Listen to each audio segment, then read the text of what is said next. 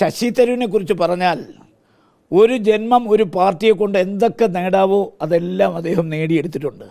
ഇതിനപ്പുറം ഈ പാർട്ടിയിൽ നിന്ന് ഇനി അദ്ദേഹത്തിനൊന്നും ലഭിക്കാനില്ല. ഇന്ന് കോൺഗ്രസിൻ്റെ പരമോന്നത സമിതി എന്ന് പറയുന്ന വർക്കിംഗ് കമ്മിറ്റിയിലെ ഒരു അംഗമാണ് അദ്ദേഹം. അല്ല, ഇത് പ്രാദേശിക തെരഞ്ഞെടുപ്പാണ്.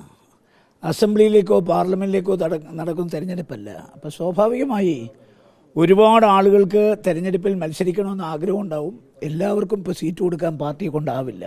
അപ്പോൾ സ്വാഭാവികമായി സീറ്റ് മോഹികളായ കുറേ പേര് എല്ലാ കാലത്തും പ്രശ്നങ്ങൾ ഉണ്ടാക്കാറുണ്ട്. അത് കോൺഗ്രസിൽ മാത്രമല്ല, എല്ലാ പാർട്ടിയിലും ഉണ്ട്. BJP-യിലും പ്രശ്നങ്ങളുണ്ട്, മാർക്സിസ്റ്റ് പാർട്ടിയിലും പ്രശ്നങ്ങളുണ്ട്. BJP-യുടെയും മാർക്സിസ്റ്റ് പാർട്ടിയുടെയും പ്രശ്നങ്ങൾ തമ്മിലൊരു താരതമ്യം പഠനം നടത്തിയാൽ കോൺഗ്രസിൽ വളരെ പ്രശ്നങ്ങൾ കുറവാണ്. അതുകൊണ്ട് എല്ലാ കാലത്തും ഉണ്ടാകുന്ന പ്രശ്നങ്ങളല്ലാതെ ഒരു പുതിയ പ്രശ്നങ്ങളൊന്നും കാസർഗോട്ടുള്ളതായി ഞാൻ കാണുന്നില്ല. അല്ല, അത്രയും ബാലിശമായ അഭിപ്രായങ്ങൾക്ക് മറുപടി പറയേണ്ട ഒരാളല്ല ഞാൻ. കാരണം അതൊക്കെ വളരെ ബാലിശമായ കാര്യങ്ങളാണ്.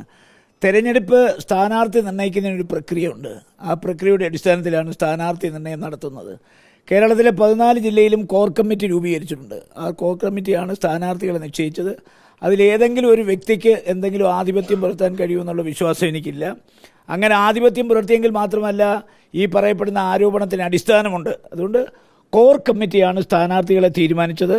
ആ കോർ കമ്മിറ്റി എടുത്ത തീരുമാനമാണ് പാർട്ടി അംഗീകരിച്ചത്. മറ്റിടങ്ങളിലില്ലാത്ത പോലെ DCC ഓഫീസിൽ വെച്ച് കയ്യാങ്കളി ഉണ്ടാവുന്നു. മഞ്ചേശ്വരത്ത് പാർട്ടി ഓഫീസ് കൂട്ടി പ്രവർത്തകർ പോകുന്നു. DCC പ്രസിഡന്റിനെതിരെ സീറ്റിൽ നടത്തിയെന്ന് ആരോപണം വരുന്നു. മറ്റിടങ്ങളിൽ പ്രാദേശികമായി ഉണ്ടാകുന്ന വിഷയത്തിനപ്പുറത്തേക്ക് ഗുരുതരമായിട്ടുള്ള എന്തെങ്കിലും സാഹചര്യം കാസർഗോഡുണ്ടോ? ഞാൻ പറഞ്ഞല്ലോ, ഒരു മുന്നണി സംവിധാനം എന്ന് പറയുമ്പോൾ അതിന് നേതൃത്വം കൊടുക്കുന്ന കോൺഗ്രസ് പാർട്ടിയാണ്. നമ്മൾ ചില യാഥാർത്ഥ്യങ്ങൾ അംഗീകരിച്ചേ മതിയാവൂ. കാസർഗോഡ് ജില്ലയിൽ ലീഗിന് അതിശക്തമായ വേരോട്ടമുള്ളൊരു ജില്ലയാണ്.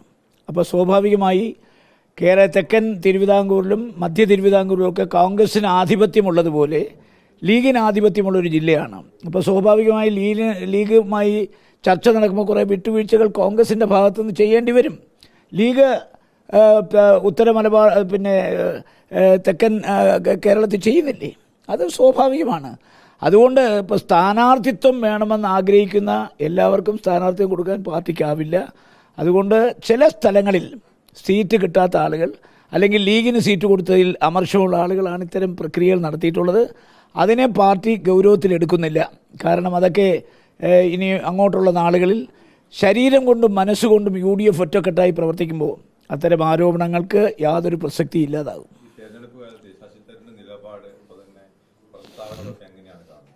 അല്ല, ശശി തരൂരിനെ കുറിച്ച് പറഞ്ഞാൽ ഒരു ജന്മം ഒരു പാർട്ടിയെ കൊണ്ട് എന്തൊക്കെ നേടാവോ അതെല്ലാം അദ്ദേഹം നേടിയെടുത്തിട്ടുണ്ട്. ഇതിനപ്പുറം ഈ പാർട്ടിയിൽ നിന്ന് ഇനി അദ്ദേഹത്തിനൊന്നും ലഭിക്കാനില്ല. ഇന്ന് കോൺഗ്രസിൻ്റെ പരമോന്നത സമിതി എന്ന് പറയുന്ന വർക്കിംഗ് കമ്മിറ്റിയിലെ ഒരു അംഗമാണ് അദ്ദേഹം. കോൺഗ്രസ് പ്രസിഡൻ്റായി മത്സരിച്ച അദ്ദേഹമാണ്. മാത്രമല്ല, അദ്ദേഹത്തിന് ഇന്ന് കോൺഗ്രസ് ഏറ്റവും നല്ലൊരു കമ്മിറ്റിയാണ് കൊടുത്തിരിക്കുന്നത്. ക്യാബിനറ്റ് പദവിയുള്ള ഒരു കമ്മിറ്റിയുടെ ചെയർമാനാണ് അദ്ദേഹം. അപ്പോൾ ഇതിൽ കൂടുതലൊന്നും അദ്ദേഹത്തിന് ചെയ്യാനില്ല. പിന്നെ അദ്ദേഹത്തിൻ്റെ കൂറും വിധേയത്വവും പ്രതിബദ്ധതയും കോൺഗ്രസിനോടായിരിക്കണം എന്നുള്ളത് ഒരു വലിയ കാര്യമാണ്. പക്ഷേ അദ്ദേഹം ഇന്ന് നടത്തിക്കൊണ്ടിരിക്കുന്ന പ്രവർത്തനങ്ങൾ പാർട്ടിയുടെ സൽപ്പേരിന് കളങ്കമുണ്ടാക്കുന്ന പ്രവർത്തനമാണ്. പക്ഷേ അദ്ദേഹം ഒരു രക്തസാക്ഷി പരിവേഷം നേടിയെടുത്ത് പാർട്ടിയിൽ നിന്ന് പുറത്തു പോകാൻ ശ്രമിക്കുമ്പോൾ അത്തരമൊരു പരിവേഷം കൊടുക്കാൻ ഞങ്ങൾ തയ്യാറല്ല. അതുകൊണ്ട് അദ്ദേഹത്തിന് വേണമെങ്കിൽ സ്വയം പാർട്ടി വിട്ടു പോകാം. പക്ഷേ പാർട്ടിയിൽ നിന്ന് പുറത്താക്കി ഒരു രക്തസാക്ഷി പരിവേഷം ഉണ്ടാക്കി പോകാമെന്നുള്ള വ്യാമോഹം നടക്കുന്ന പ്രശ്നമില്ല. ഒരു പേടിയില്ല. ശശി തരൂരിനെ കൈകാര്യം ചെയ്യുന്ന നേതൃത്വത്തിന് എന്തെങ്കിലും കേരളത്തിലെ നേതൃത്വത്തിന് എന്തെങ്കിലും ഒരു വീഴ്ച പറ്റിയതായി തോന്നുന്നുണ്ടോ? കേരളത്തിലെ കോൺഗ്രസിന് ഒരു വീഴ്ചയും പറ്റിയിട്ടില്ല. കേരളത്തിലെ കോൺഗ്രസിന് എന്ത് വീഴ്ചയാണ് പറ്റുന്നത്? അദ്ദേഹം കോൺഗ്രസ് പ്രസിഡന്റ് സ്ഥാനത്തേക്ക് മത്സരിച്ച ആളാണ്, വർക്കിംഗ് കമ്മിറ്റി മെമ്പറാണ്. അപ്പോൾ അദ്ദേഹത്തിൻ്റെ കാര്യത്തിൽ തീരുമാനമെടുക്കേണ്ടത് കേരളത്തിലെ KPCC അല്ല, ഓൾ ഇന്ത്യ കോൺഗ്രസ് കമ്മിറ്റിയാണ്. പ്രസിഡൻറ്റും അതുപോലെ തന്നെ കോൺഗ്രസിൻ്റെ സംഘടനാ ചുമതലയുള്ള ജനറൽ സെക്രട്ടറി ശ്രീ KC വേണുഗോപാലും ഉചിതമായ സമയത്ത് ഉചിതമായ തീരുമാനമെടുക്കും. അതിനാർക്കും ഒരു സംശയവും വേണ്ട. അദ്ദേഹത്തിന് എന്താണോ അദ്ദേഹം ഉദ്ദേശിക്കുന്നത് അത് ഈ പാർട്ടി നടക്കാൻ പോകുന്നില്ല. ഒരു വിഷയം കൂടി, രാഹുൽ മാങ്കൂട്ടത്തിൽ വിഷയത്തിലെ ഈ പാർട്ടി നടപടിയെടുത്തതിന് ശേഷം വീണ്ടും തെരഞ്ഞെടുപ്പിൽ പാലക്കാട് രാഹുൽ മാങ്കൂട്ടത്തിൽ സജീവമാവുകയും ചെയ്തു. അതിൽ ചില കോൺഗ്രസിനകത്ത് മുതിർന്ന നേതാക്കൾ അതിൽ പരോക്ഷമായെങ്കിലും അതൃപ്തി പ്രകടിപ്പിച്ച് രമേശ് ചെന്നിത്തലയെ പോലുള്ള നേതാക്കളൊക്കെ രംഗത്ത് വരികയും ചെയ്തു. എന്താണ് എങ്ങനെ രാഹുൽ മാങ്കൂട്ടത്തിൽ ഇപ്പോൾ ഈ നടപടി നേരിട്ട് രാഹുൽ മാങ്കൂട്ടത്തിൽ തെരഞ്ഞെടുപ്പ് പ്രചരണത്തിൽ സജീവമാകേണ്ടതുണ്ടോ? എന്താണ് അങ്ങയുടെ അഭിപ്രായം? കോൺഗ്രസ് ഒരു ജനാധിപത്യ പാർട്ടി എന്നുള്ള നിലയ്ക്ക് കോൺഗ്രസിനകത്ത് പല നേതാക്കന്മാർക്കും പല അഭിപ്രായങ്ങളും ഉണ്ടാകും. പക്ഷേ രാഹുൽ മാങ്കൂട്ടത്തിലൊരു കുറ്റം ചെയ്തു. ആ കുറ്റത്തിൻ്റെ പേരിൽ അദ്ദേഹത്തിൻ്റെ പേരിൽ പാർട്ടി ശക്തമായ നടപടിയെടുത്തിട്ടുണ്ട്. Parliamentary party നടപടിയെടുത്തിട്ടുണ്ട്.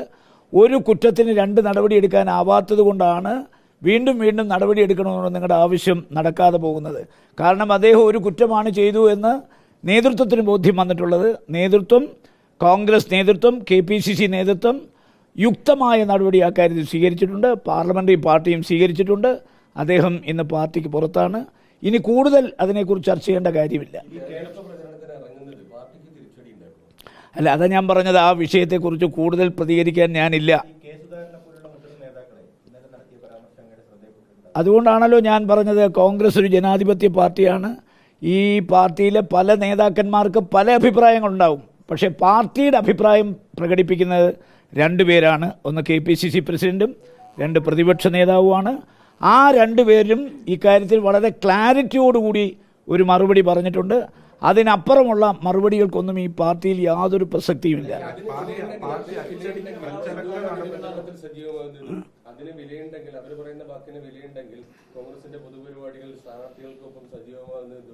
അല്ല, ഞാനത് നിങ്ങളിപ്പോൾ രാജ്മോഹൻ ഉണ്ണിത്താനോടാണ് ചോദ്യം ചോദിക്കുന്നത്. കാസർഗോഡ് MP ഞാൻ.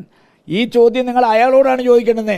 അയാളോട് നിങ്ങളുടെ പാലക്കാട് ലേഖകനോട് പറയൂ, അയാളോട് ചോദിക്കാൻ. അയാൾ നോ ഇത് എൻ്റെ മുമ്പിൽ വരുന്നൊരു വിഷയമല്ല. ഇപ്പം നിങ്ങൾ ചോദിച്ച ചോദ്യത്തിൻ്റെ ഉത്തരം പറയേണ്ടത് രാഹുൽ മാങ്കൂട്ടമാണ്. നിങ്ങൾ അദ്ദേഹത്തോട് ചോദിക്കൂ. അല്ല, ഞാൻ പറയേണ്ട കാര്യങ്ങൾക്ക് അഭിപ്രായം പറയാറുള്ളൂ. അനാവശ്യമായ ഒരു കാര്യങ്ങൾക്കും മറുപടി പറയാൻ ഞാനില്ല. മാത്രമല്ല, നിങ്ങൾക്കറിയാമല്ലോ, ഞാൻ കാസർഗോഡ് MP ആയതിനു ശേഷം ഒരു വിവാദ വിഷയങ്ങളിൽ ഞാൻ ഇടപെടാറില്ല. ഒരു വിവാദ വിഷയങ്ങളിൽ ഞാൻ മറുപടി പറയാറില്ല.